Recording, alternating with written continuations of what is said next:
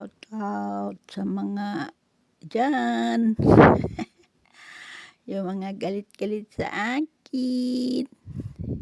Sorry na lang kayo. Kasi papatulan ko talaga kayo basta hindi ko kayo inaano. Patul-patulan rin kayo paminsan-minsan.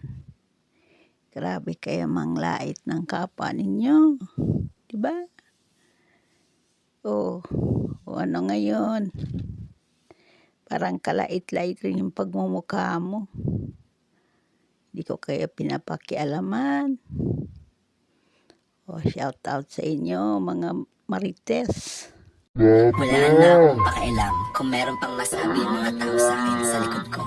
Kung galit ka sa akin, okay. Kung ayaw mo sa personality ko, okay. Kung gusto mo umalis sa buhay ko, okay lang din. Bukas ang pinto, malaya kang makakaalis.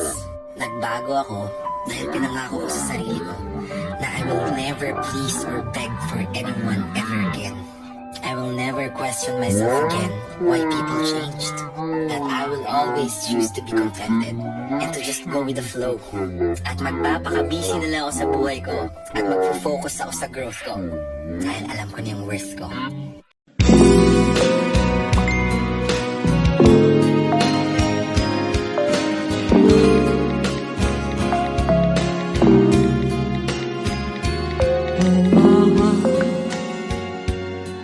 Believe that you